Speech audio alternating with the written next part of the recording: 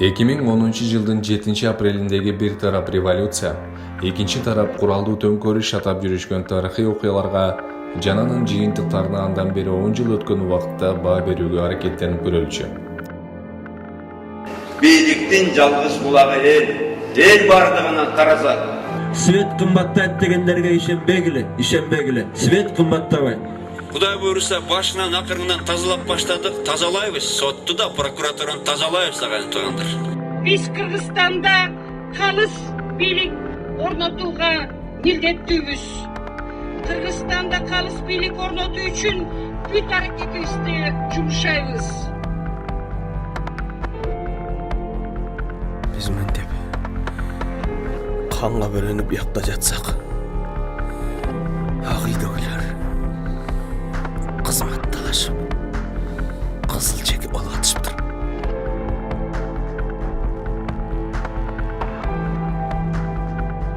Мамлекеттик кайтаруу кызматынын ошол кездеги башчысы Жаныш Бакиевдин массалык маалымат каражаттарына берген маегинен: мен ак үйгө курал менен кол салгандарга, ак үйгө чоң калибрлүү пулемет менен ок атып жаткан БТРдин үстүндөгүлөргө, ак үйдүн коргонун сүзүп кирүүгө аракеттенген жүк ташуучу машинелердин дөңгөлөктөрүнө ок атууга буйрук бергенмин. Атыш жүргөн жарандарга ок атуу боюнча буйрук берилген эмес. Мен жана ак үйдү коргогон кызматкерлер баарын баш мыйзамдын чегинде жасадык. Ак үйдүн жанына каза болгондордун саны боюнча массалык маалымат каражаттарына берген маегинде экс башкы прокурор Кубатбек Байболов 7-апрелде ак үйдүн алдында 17 адам өлгөнүн билдирген. Көз карандысыз иликтөөлөр далилденгендей, көпчүлүгү ар башка жерден, ар кандай курал жарактан каза болгон. Экспертиза алардын мергенчиликке ылайыкталган мылтыктардан атылганын далилдеди. Ошондой эле алардын арасында ар кандай мукук инструменттерден каза тапкандар да бар. Мисалы арматура, балта жана башка куралдар. Булар ак үйдү кайтарган күч органдарынын колдонуусундагы куралдар эмес. В 2005 году все регионы Кыргызстана поднялись. То есть все области поднялись. Почему? Народ был недоволен фальсификацией парламентских выборов. Поэтому все области поднялись.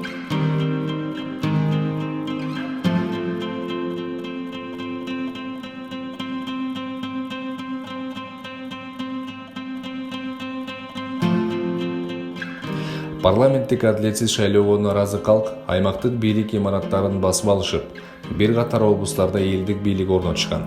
24 мартта Бишкекке көпчүлүк Ош, Жалал-Абад, Баткен, Талас, Нарын, Ысык көл, Кыргызстандын дээрлик бардык аймактарынан келишип, борбордук бийликке нааразылык билдирген.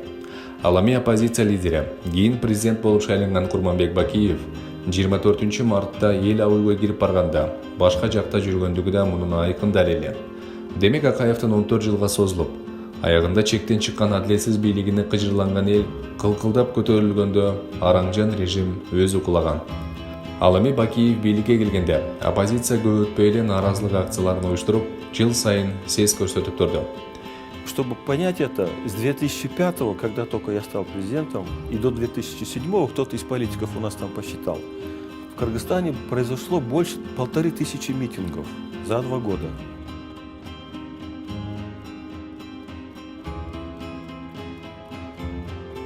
жылы 5 жыл гана өкүм сүргөн бийликте оппозиция лидери Атамбаев кан төгүү жолу менен болсо да кулатууга жан талбас сурганын белгилүү саясатчы экс-премьер-министр Кулов китебинде жазган.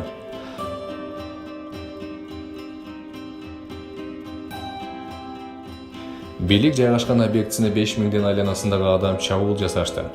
Кыргызстанда 6 миллион эл жашайт. 18 жаштан жогорку катмарды түзгөн 3,5 миллион калк бар.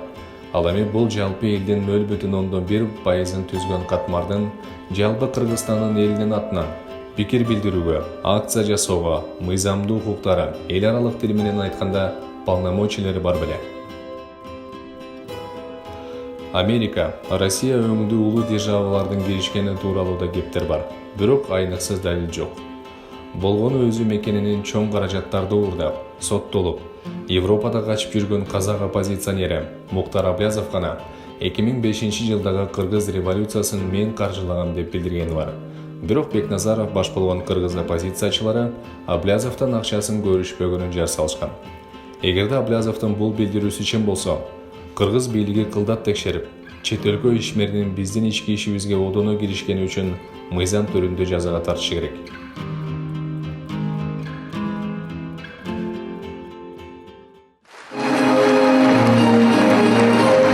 Ачык айкын аткарууга өз элимдин жана ата журтумдун алдында ант беремин.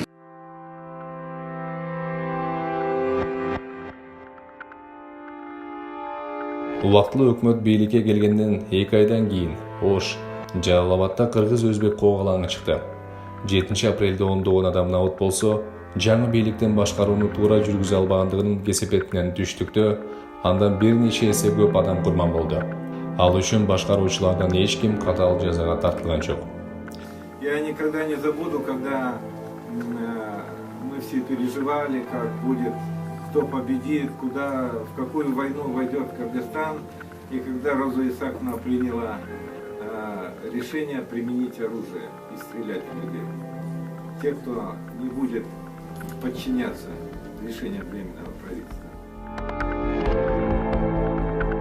Отунбаеванын бул буйругунан кийин коомчулукта бир үйгө кол салгандарга ок чыгаруу мыйзамдуу да, мамлекеттик бийликке кол салгандарга ок чыгаруу мыйзамсыз болобу деген суроо жаралды. Мен түшүндүм силердин ким экениңизди. Эми эки таможник үчүн барышсаң уят. Эки таможник эмес, вот так. Ояктан тиги Жээнбековдо суранган деле муну коюп бердим. Эке 400 000 доллар алып алыптыр, башканы койдуңар. Кимди койдук? Кимди койдуңар? Сооронбай үй атат азыр жерде Ошто. Ал сен балдарын койду да. Мен балдарым койгон жок, сенин балдарың. Мен Сооронбайдын представлениесин алып келип бергем. Кимге берсек, то они такие деп турган кызды кулматыңар. Азимедер кулчу. Тиги куан келди да мага айтып атпай, биз баарын тең Нацбанкка өткөзүп бергенбиз деп. Эми процедурасын кандай болот? Алар азыр 1 миллион берсин чанкасынан кетет да. Олар катчасы Ошон үчүн баары кишилерге өткөзүлбайлы мүмкүн. Бүт баарын. Алло. Анда өткөзүп туруп, тиги за минусом одной деп турганда жазыш керек да. Хранение деп. Аны алып чыгып кетиш керек болот да, азыр кантип алып чыгып кетебиз? Ошо жолу болот да, анан секрет.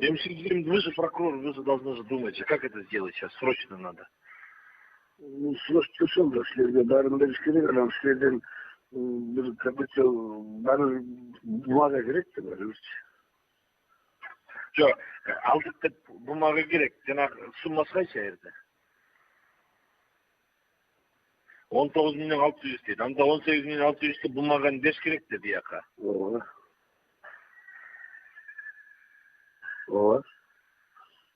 Куан сенде отура аласың? Куан менде отура. Өкмөт кеңеши ошондон. Биз эми мындайда секретный неме чыгарып коебуз экен.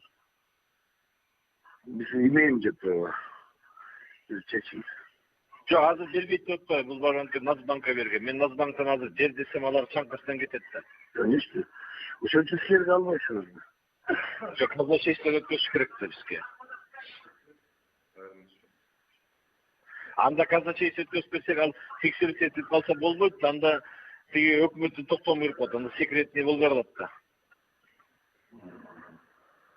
Ошон үчүн эгер бизге өткөзүп бере турган болсо, анда бирин минусты өткөзүп бериш керек да. Эле ошол минусты өткөрдү, минусуна токтом чыгарат анда булар. Бир мындай деп. Токтомдо баары жумуш алдык дейт да. Силерден бирөө алыш керек. Анан тияктан алдык дейт. Багын деле биз ошондой кылдык. Жок, андай болбойт. Өткөндөн биз эч токтомубуз жок. Тияктан алып салып берип салганбыз да. На спецоперация деп. Кийин текшерип келсе 5 жылдан кийин айтат да булар жеп койгон деп. Ошон үчүн кагаз калбаш керек а жерде. Жана мурунку актыларды айырып туруп, 19-18 деп жазып туруп, анда бирин берип, анан ошол менен кетиш керек. Куан менен сүйлөшсөңбү? Айда президенттер анын катышкандар да.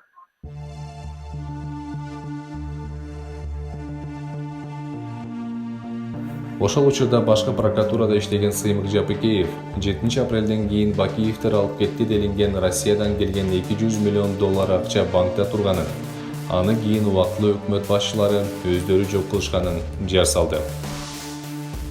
Мен Өмірбек Черкешевичке любой жерде чалып, Өмірбек байка досрочный келиңиз, Бакиевтер жактан маалымат бар десем, урган бойынан келчү. Өмірбек Текебаев, Болот Шер, Райкан Төлөгөнов баштаган атамекенчилердин тапшырмасы менен Бакиевтердин жана мамлекеттин мүлкүн кантип талап тунуп, мародёрлук жасашканын алардын аткаруучу шериктеринин бири Абдулда Юсупов элге массалык маалымат каражаттары аркылуу ачык айтып чыкты. Сен мага $5000 алып келип бересиң. Анан мен буйрукка кол коем. Көрдүңбү канча деген чыгаша болдук. Же бул орундун канча экенин ставкасын билбейсиңби? Мен сага мизерин айтып атам.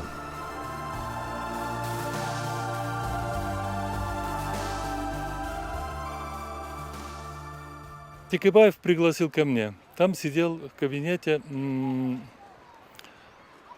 Дюшен Чотонов. И сказали, будет с Россией большая делегация, переговоры. Ну хорошо.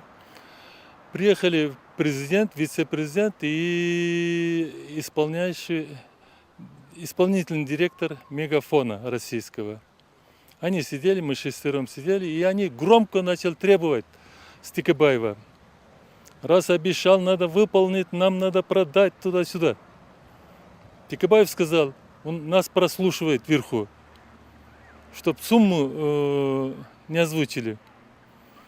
Ну, потом сказал, вот Абдрахманов наш самый лучший депутат, опытный, он председатель комиссии, он 100% заберет, а потом мы вам отдадим.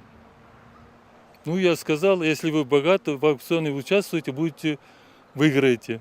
Мы на аукцион поставим. И на этом расстались. Но позже Чотонов сам подтверждал, мы когда сидели, что они получили $1 миллион.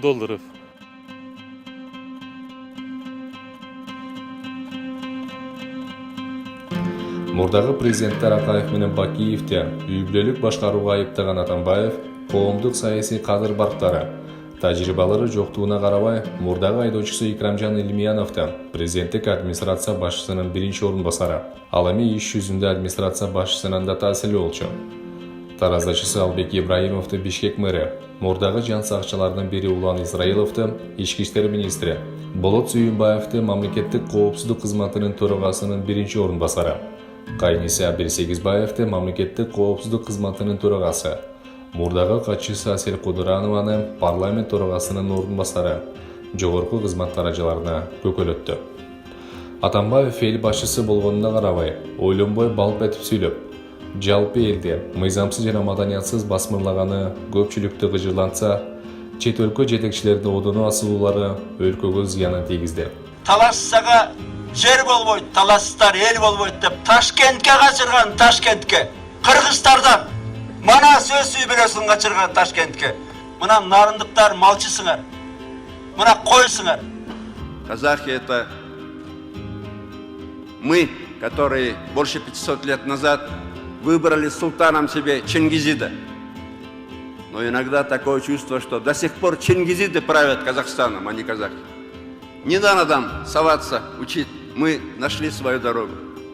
По прихоти такого же престарелого президента, но другой соседней страны, всему югу Кыргызстана отключили газ.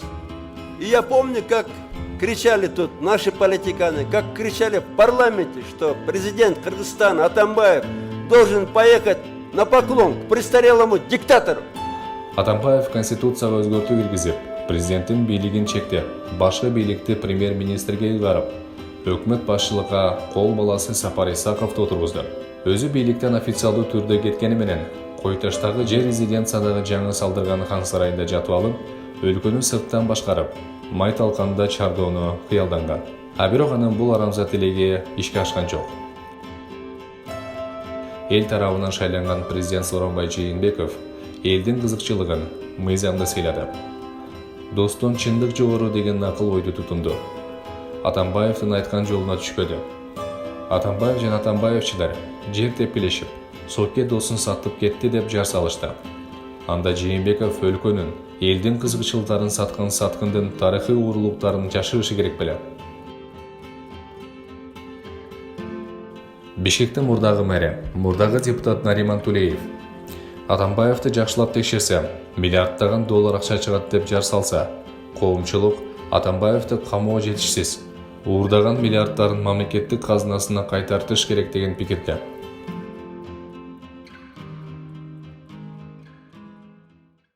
Атамбаевдик бийлик Бишкек ТЭЦ, Датка кемен электр өткөргүчү, Тарых музейи, Чолпон Ата ат майданы, түндүк түштүк жолу өңдүү ири долбоорлордун жүздөгөн миллиондогон доллар акчаларды жымырганы тууралуу кептер уудуу болуп, мамлекеттик тергөө органдары кылмыш иштерин козгоду. Атамбаевдин премьер-министри Сапар Исаков Максим Бакиев 150 миллион долларга макулдашкан Бишкек ТЭЦин 380 миллион долларга курууга макулдашып, Кытайлардан ашыкча акча алып, мамлекет кызыкчылыгына кыянаттык жасаган үчүн сот тарабынан 15 жылга кесилди. Бишкек шаарынын мурдагы мэри Албек Ибраимов, мурдагы айдоочусу, кийинки сэри кардинал Икрамжан Илмиянов коррупциялык кылмыштар үчүн сот тарабынан узак мөөнөткө кесилишти. Атамбаевдик бийлик өлкөнүн экономикасын көтөрүп, элдин турмушун жакшыртууга жетише албады. Атамбаевга ишенген бир кездеги саналаштары да андан түңүлүшүп, анын жарамсыздыгын моюнга алышты.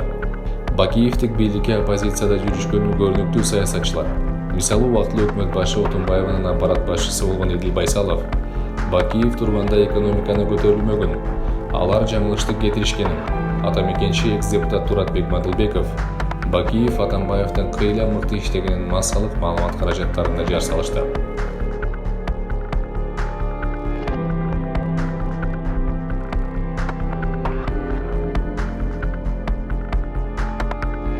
Бийликке умтулуп жатып, Атамбаев баш болгон оппозиция лидерлеринин эл үчүн, мамлекет үчүн адилет таза иштейбиз деген убада, касам ичкен анттары аткарылбады.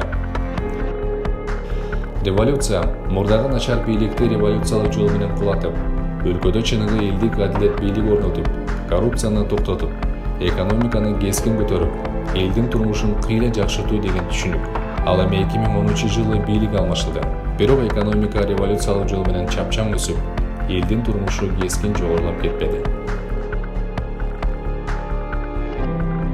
Бакиевдик бийликти актап жактоо эмес. 2013-жылкы куралдуу төңкөрүш Кыргызстанга пайда эмес, тескерисинче чоң көп зыян, залаларды алып келди. Мурда мыкты эл жакпаса башчысын кууп чыгат деп четте ийге кепке арзысак, бара-бара тынч эмес өлкө атыгып, байманалуу инвесторлор качкан аймакка айланганыбыз өкүнүчкө салат.